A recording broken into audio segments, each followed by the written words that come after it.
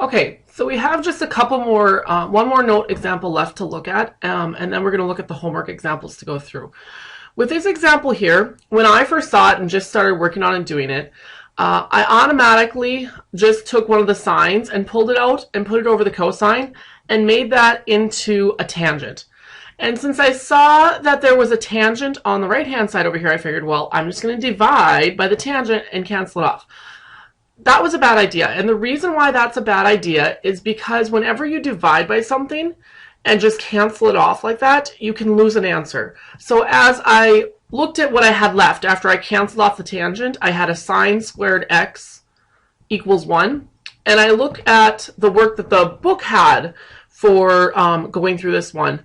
I noticed that they also had sine squared x minus 1 because they've moved the 1 over here as they did it, okay? But I had lost this part of my problem when I did that, okay? So instead of canceling off tangent, what I should have done is I could have put it out front here, moved the one tangent over to the same side, and then I could have factored it out. If I would have done that, then I would have got the same answer as the book had done when it did that. I wouldn't have lost that extra answer. So just a warning to you guys, because at some point that's probably going to happen to you guys where you lose an answer because you cancel something off and it kind of disappears out of your problem as you're doing it. So on this here, after I have the tangent out, I can cancel, I can take and move it, set each part. Once you have two parentheses equal to 0, you can split it just like when you factor and you set each thing equal to 0. So I set tangent x equal to 0, and that has answers at 0 and pi is when tangent equals 0. And sine squared x minus 1, well, actually for that, sine squared x minus 1 is one of our Pythagorean identities. So with that, you can take and change it into a cosine x, because sine squared x plus cosine squared x equals 1. If you move that around and you get sine squared x minus 1, that's the same as cosine. Oops, I forgot my squared here. Squared x, okay? However, though, back up here, cosine's on the bottom, okay? So whatever makes cosine equal 0 would make this equal 0 here, which may make the whole thing undefined. So you can't do that. So this whole part of the answer just gets thrown out and doesn't give us any solutions here, which is really important because if I would have lost this other part of the answer, I would have had no answer at all. So that's why you got to be a little bit careful with that. Here's the book's way of doing it. They did it a little bit different as they go through it. They just took and turned the tangent into sine over cosine, and they did cancel these cosines off on the bottom. Then they moved the sine over, factored out a sine, had the same thing we had right here. They do have a sine out front instead of a tangent out front, though.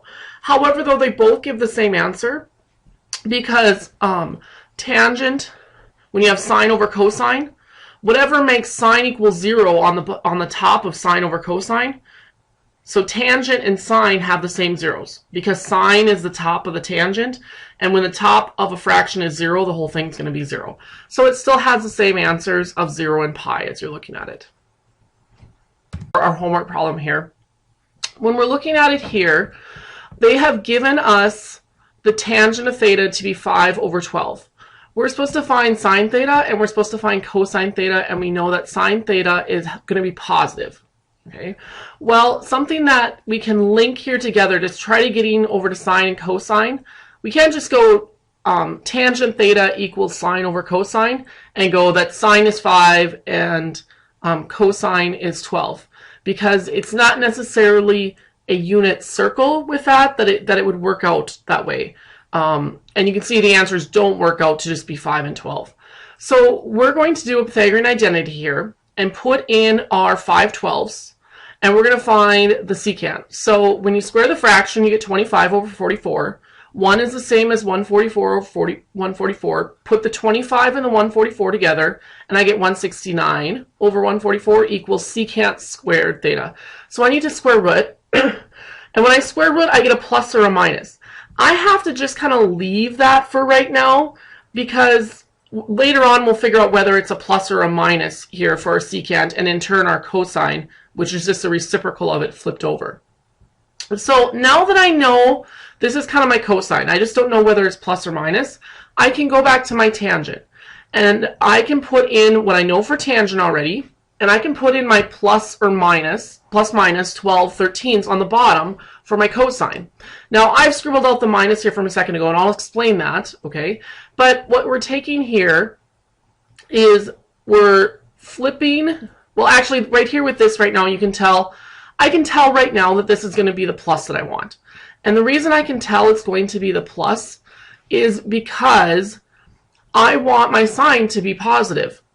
And if I have a positive here, this is also going to have to be positive so that when I multiply, I keep a positive answer and it doesn't turn into negative. So that's why I crossed off the negative here.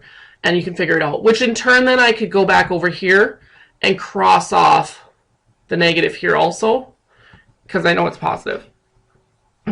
Okay, so then what I take and I do is you can take and flip this. Okay, so we have 13 over 12. Then, to move it, multiply by the reciprocal, so the 12 over 13. So over here, I'm multiplying by the reciprocal, cancel the 12s, and I end up with 5 over 13. So I get my two answers there. So we have theta minus pi over 2, which is really similar to a cofunction, but it's in the wrong order. It's supposed to be pi over 2 minus theta, or minus x if you were working with x. When you have a minus, you can either factor out a minus or take it times a minus, however you want to look at it. But when you switch the order of the subtraction around, you have a negative that you can put out front. So that's what I'm doing here. I'm putting the negative out front, and then I am switching the order of this around as we go through it. Then this is a cofunction, so I can change sine of pi over 2 minus theta to cosine theta. It's negative, so if I divide by -1, then I get a negative 0.83. So that is what I want it to get to be here. Cosine of negative x is going to equal negative 0.83. For this next one here, it's another cofunction. I have cotangent of this, change it just into tangent of y. Cotangent and tangent are reciprocals of each other, so they just cancel each other out, and it's going to become 1. Oops. For this next one here, it's another cofunction where cotangent here can change into just tangent, and I have a secant squared x and a secant cubed x, which can cancel off two of them, with leaving the extra one down here on the bottom. The tangent here can turn into sine over cosine. So I'm taking the tangent and writing it separately, just sine over cosine. Now this is a little bit confusing, but secant is 1 over cosine. Since it's on the bottom, we're dividing by that, so it's really flipped again, so it just becomes cosine over 1, which can then cancel with the cosine we have on the bottom, and we get sine. Now for this part here, they wanted us to graph to support our results. If you graph the original function, you will see that it looks like this, the same as our answer, which is sine of x. So sometimes if you are stuck on how to simplify something, sometimes it can be useful to use your graphic calculator and graph the complicated function, and you might be able to look at it and say, well, that looks like a sine graph or a cosine graph or a tangent graph or something like that to tell how it simplifies. For this next one here, I took and distributed the cotangent, and then here we have cotangent x and tangent x, which cancel each other off because they're reciprocals, and they become 1. Here I turn the cotangent into a cosine over a sine, the secant into a 1 over a cosine. The cosines can cancel, so I have 1 over sine, which is the same as the cosecant of x, and then my -1 just comes transferring down. On this next one here, we have to get a common denominator to combine the fractions together. So I'm taking and multiplying by this one by the other one of a negative sine x, 1 minus sine x I should say, and this one I'm multiplying by 1 plus sine x. If I have those two multiplied together, they're conjugates of each other, so they're really 1 minus sine squared x. So I'm making my common denominator be 1 minus sine squared x.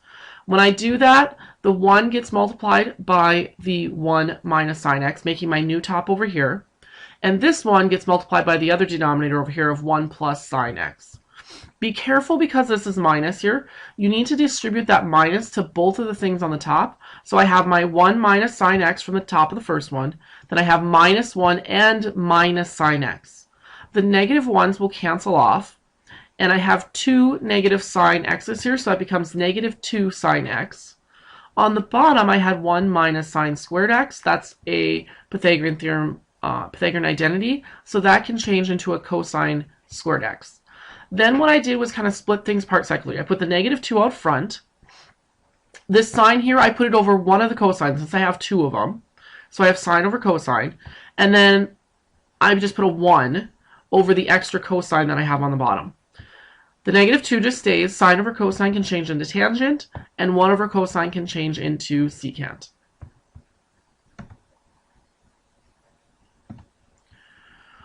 For this next one here, you're basically just factoring it apart. Okay, you might notice that 64 is a perfect squared. The square root of 64 is 8, and 8 doubled is 16. This is a perfect trinomial square, where when you factor it apart, you get the same thing in both parentheses.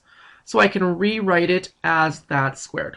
Okay, and this is just, I'm trying to explain it, if you square the first, you multiply them together and double it, and then square the last, that's where that perfect trinomial square pattern comes from.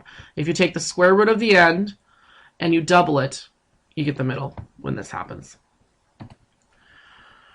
This here is a difference of perfect squares. Just like x squared minus 16 becomes x minus 4 and x plus 4, sine squared x minus cosine squared x can be factored apart into sine x minus cosine x and sine x plus cosine x. Then this one can cancel with the bottom, and we're just left with sine x plus cosine x. For this problem here, we had cotangent in both of the terms, so I factored out a cotangent. I'm left with cosine x plus 1. They're factored apart, so we can put each part equal to 0. So cotangent x equals 0. Well, that's the same as cosine over sine. So whatever the top is, if the top is 0, 0 divided by anything is going to be 0. So I'm thinking about the cosine of x. When is that 0? Well, that's when x is 0 when you go around the unit circle, which happens at pi over 2 and 3 pi over 2. Now for the other one, when cosine x plus 1 equals 0, I move that plus 1 right away. So I have cosine x equals negative 1.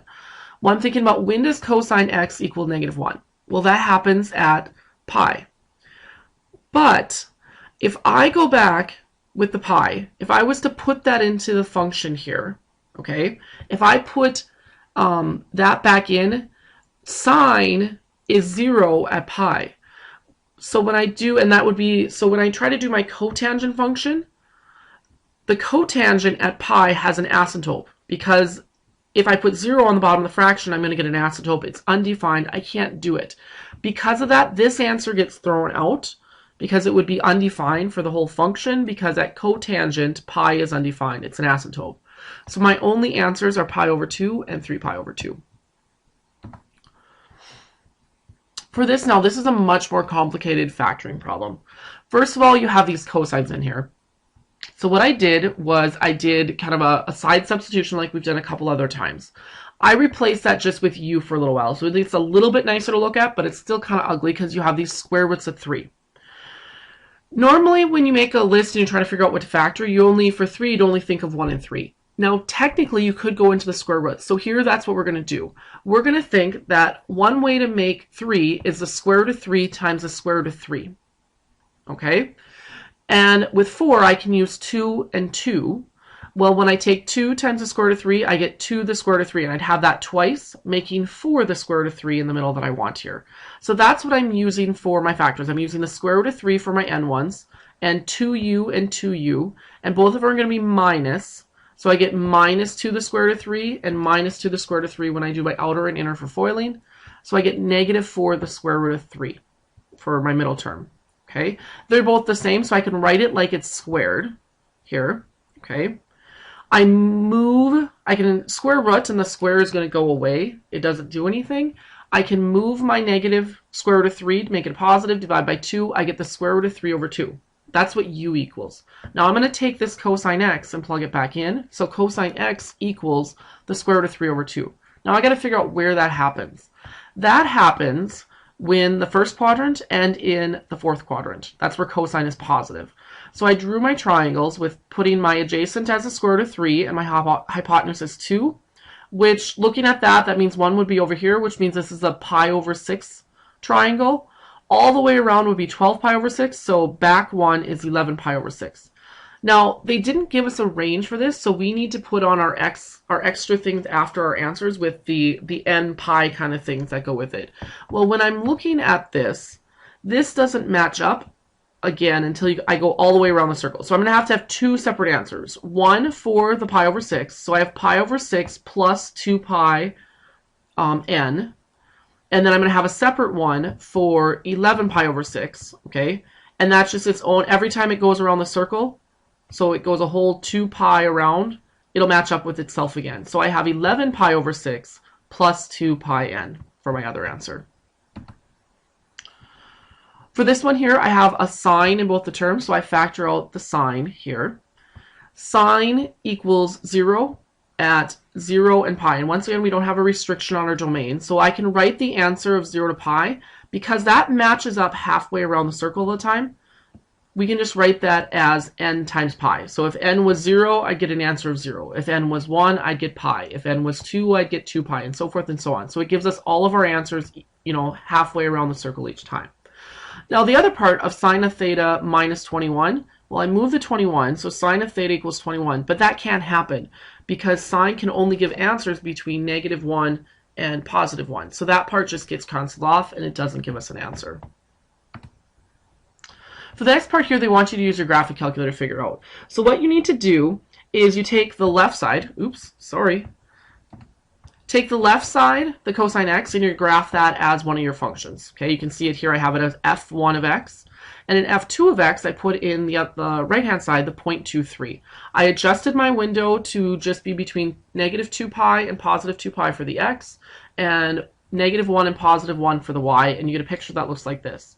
I then went into my menu, analyzed graph, and did the intersection feature for a couple places where it's intersecting. So I have this 4.93 or 4.94 where it intersects, 1.34, and -1.34. Now, first of all, looking at the answers, they have more decimal spots. I couldn't get it to work on my computer because it just is picky, but I've done it on the handheld calculators. If you take and hover that little hand that comes up over the number, then close, I think the hand can kind of close and hit the plus button, and it'll expand to give you more decimal places. Okay, so that you have, your 0.3387 instead of being rounded to 1.34 as you're doing these. Okay, now when they have this answer here, there's symmetry with the cosine graph, where it's going to be a positive 1.34 and also a negative 1.34. What they did was they used both of those answers, and then it's going to continue to repeat every 2 pi around. Okay, so if I go -1.34 here and I add 2 pi to it, 6.28, I'm going to get my answer that I get over here. So the way that they wrote the answer is plus or minus 1.3387 plus 2 pi n. Okay, so you have each one of those answers plus 2 pi n. So every 2 pi you're going to repeat, and it's going to match up again as you go through it. Same kind of thing with this one, except for it's a sine graph, so it doesn't have symmetry. So we have to have two separate answers for when it's going to match up, because it doesn't have the plus minus thing that I can do. So I have 1.02. If you expand the decimals, it's 1.01600, and then plus 2 n pi, because you have to go, every period it's going to match up. And the same thing with the 2.1256, and then plus 2 pi n for every time it matches up. For this part here, they want you to do a trig substitution. This is a calculus thing that when you manipulate things, you're going to be doing something like this. So they want you to take 10 cosine theta and plug it in for x. So I take that and plug it in. Since it's all multiplication, I can just distribute the square through. So I squared the 10 and I put the squared on the cosine here. Since both of these are 100, I can factor out 100, leaving 1 minus cosine squared x, which is a Pythagorean identity. So I replace that with sine squared x. Since it's multiplication, I can split it and do each square root separately. However, though, you have to, when you're square rooting, you can't square root a negative. Okay, square root of 100 is just simply going to be 10. This could be negative, though, in general. So in order to make it so it has to stay positive, they put the absolute values on here as you work with it. For this next one here, we have x minus pi over 2. Once again, that's that cofactor identity, but it's in reverse. So I took and I switched and put the negative out front of that. So then it is my cofactor identity, and I can just change it into cotangent, but I have that negative out front because we switched the order. Divide by the negative, and I get negative 43 here as I'm going through it to show that that works. That's it. Have a good day.